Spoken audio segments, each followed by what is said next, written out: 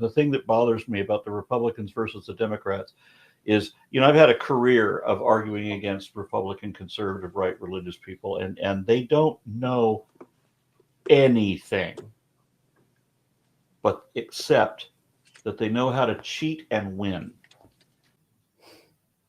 As you might expect, someone from the one political faction who have always been known to be oh so easily offended got upset when I said this. They called that the claim of the century and saying you can't top that one. And they challenged me to make an in-depth video providing a few examples, explaining to everyone that the Republican voters, conservatives, and the religious right were the ones who cheated and won the 2020 presidential election. Well, no, I can't do that because while they did cheat every way that they could, both in the usual way that they always do and in new ways that they never tried before, they still lost that election. They don't win every election, but they do cheat in every election. And I'll be happy to provide requested examples to show you how they usually do it and how they went beyond that the last time and how they intend to do even worse next time or this time. In every election, they always try voter suppression tactics, such as requiring strict IDs and closing polling places. The idea being to make it harder for certain groups to vote, often impacting minority and low-income voters disproportionately by design. And they're notorious for extreme gerrymandering, manipulating electoral district boundaries to favor their own political party, which skews representation and undermines fair democratic processes. This plays into how they manipulate the outdated electoral college. And that's the only way they can win anymore. With the types of discriminatory policies, overt prejudicial bigotry, reality denial, and failed economic plans that they keep on pushing, they need gerrymandered districts and the Electoral College, or they may never get elected again. That's why no Republican president has won the popular vote since 1988. And since then, they've only gotten worse. The 2016 election began with Trump concealing hush money payments made in an attempt to silence his extramarital embarrassments that could damage his campaign. In so doing, he also illegally falsified business records to conceal another violation of state election law. Then he and his team tried to assure us that he wasn't going to be any sort of threat to the rights of women or queer folk or non-whites or non-Christians, and all of that proved to be a lie. When he promised to make America great again, he was talking about rolling back everybody's rights to a time when America was much worse for all those people. We knew what a threat he posed to the Supreme Court. That's why Mitch McConnell and Lindsey Graham both lied about how close to an election they would allow an outgoing president to seat a Supreme Court justice. Both of them shamelessly went back on their word to show that if it's Obama, then it's never, but if it's Trump, it's whenever. And those justices lied too. Each of Trump's corrupt appointments swore under oath that they would respect Roe v. Wade as established precedent, the law of the land. Yet they, too, broke their word as soon as they could. And now, the new conservative majority on the extreme court has become part of how Trumplicans will cheat in the next election, too. The 2020 election began with Trump committing campaign finance violations, breaking laws related to campaign funding, including illegal contributions and failure to disclose financial details. Remember when he lied for years about how he would be happy to show us our taxes, and he will eventually, it's just that they're under audit? Yeah, bullshit. It's just one of the 30,000 lies that man told while he was president. And one of these was that the fact that Trump was still profiting from his private businesses illegally, while he was also compromised by looming debt to foreign banks. And that has a significant effect on a president. So that basically means that the president is in someone else's pocket. That's why that's illegal. But, what the hell? It's Trump. He doesn't care about laws. And doubtless this has something to do with why he tried to steal or why he did steal and then tried to hide thousands of secret documents in his bathroom. Trump criticized Hillary for having classified documents on a private server, but Trump's daughter Ivanka did also. And Trump himself deliberately stole and, of course, hid thousands of secret documents, and he shared some of them, at least some of them, digitally.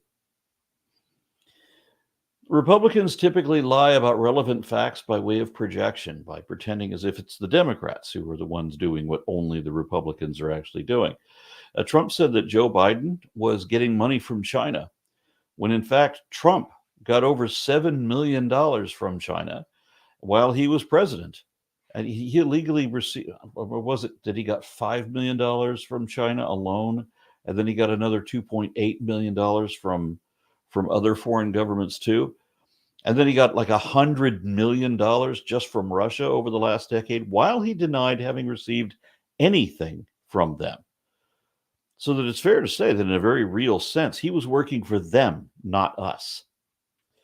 Trump says that the Bidens are a crime family because, one of Joe Biden's sons has a felony conviction, one wholly unrelated to anything Joe Biden is or does. And Joe Biden's not going to give his son a pardon for it either. You're on your own, kid. That was you. And nothing to do with the presidency or the government. Hunter Biden held no position in our government, unlike Trump's cabinet of nepotism. But the courts have revealed that it's not the Biden crime family. It turns out the Trump family business is literally crime, because Trump himself is and always was a fraud, among other sinister things. In 2020, Republicans were illegally intimidating poll workers and encouraging others to refuse to certify election results, including offering legal support for illegal actions. They even made it illegal to help voters at polling places, with laws prohibiting giving someone food or water or transport, for people to wait online.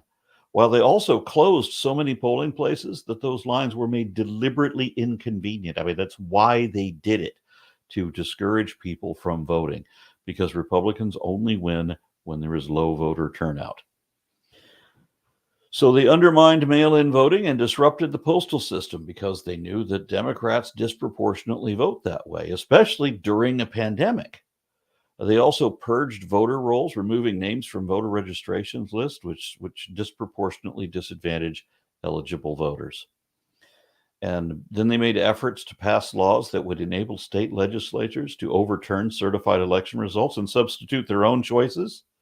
And Trump even tried to stop the election before mail-in votes were completely counted, in an attempt to skew the election when he thought he might still win that way. Some Republicans also created alternative slates of fake electors to vote for a different candidate than the one chosen by the voters, and they rejected the certification of election results to create uncertainty and challenge the legitimacy of the outcome. And then in the end, when it was clear that Trump did not win, he called in his people, demanding that they find 11,780 votes that did not exist and could not be found unless they were somehow manufactured illegally. When Trump couldn't find anyone crooked enough to do that for him, he turned to a disinformation campaign, first spreading lies about immigrant voter fraud to justify voter suppression and also erode trust and to trust in the democratic process, and also to justify all of his following actions in an attempt to overturn the results. Trump and his cronies then claimed against his family and advisors that the election was somehow rigged, which led to dozens of hearings to propagate unfounded claims of election fraud, all of which failed. Like 60 hearings failed due to a lack of any supportive evidence. After which, of course, key witnesses, Rudy Giuliani, Sidney Powell, they were both hit with massive fines, having been found guilty of fraud, where they both admitted that they lied about this. And this is also why you have Fox News being hit with multi-billion-dollar fines for the lies that they told regarding this so-called stolen election that wasn't really stolen. So Trump's last ditch was the false claim that Vice President Pence could somehow reject the electoral votes during certification, a claim with no legal basis. And Trump must have known that probably wouldn't work either. So he instigated a riot in an attempted coup that almost succeeded and that led to a few deaths when his mob attacked the Capitol and then tried to hunt down the vice president and a few specific Democratic congressmen. While Trump was president, he committed high crimes and misdemeanors for which he was impeached multiple times, but the Republican majority refused to convict him. And now that he's also been convicted of multiple felonies, the Republicans refuse to acknowledge those convictions, invoking the now extreme court to try and dismiss them, or at least delay justice in all of his other pending criminal cases long enough to hopefully elect him again so that he can pardon himself and never face any justice at all for anything. Because now, not only is the extreme court as corrupt as he is, they're stacked in his favor and ready to initiate the ultimate destruction of our Constitution and the republic for which it stands. Project 2025 is a systematic effort to strategically fill courts and election boards with conservative ideologues to fall in line with whatever Trump wants to do, making him effectively an authoritarian dictator. Although oligarchs and Christian nationalists would actually be doing all the work, pulling all the strings, while Trump does whatever they want, as long as they let him think that he's the one in total control. Trump has been bragging about Project 2025 for months, as well as praising the people behind it for being behind it. Although once regular people started to learn about it and voice their opposition to it, then Trump lied again, as he always does, like he did 30,000 times as president, pretending that he didn't know anything about it and he doesn't even know the people involved when they all work for him. And as if he's not dependent, absolutely counting on it to give him what he's always repeatedly said he always wanted: unchallenged power with absolute immunity. And finally, Republicans like to say that Trump's energy, production, economy, crime rate, and unemployment level were all better 4 years ago than today. But all of that is a lie, too. Trump is the only president since Herbert Hoover to have less jobs going out than coming in. And while currently under Joe Biden, we are producing more energy than any other country has ever done. Right now, we have the best economy in the world, with inflation at less than 3%, with unemployment and the crime rate both at a 50-year low. And this is especially applicable to violent crime. And there's even fewer illegal border crossings now under Biden than there were under Trump. Another thing Trump lies about is that Biden had a plan with bipartisan support to solve the border issue, but Trump torpedoed it because he doesn't want the problem to be solved. He needs a problem. He needs a disaster that he can campaign on, even if he's the only reason the problem is ongoing. And Trump himself is an ongoing problem. Just in the last few days, he let it slip that if he gets elected again, there won't be any more elections, because he won't just be our next president, he'll be our last president. If that happens, we will lose all of our rights under the First Amendment, and not just that. Many of us will become second-class citizens or even criminals just by existing in a country that no longer tolerates diversity. He won't make America great again. It was better before him, and it will be better after we beat him. Then we've got to fix the system so that cheaters never win.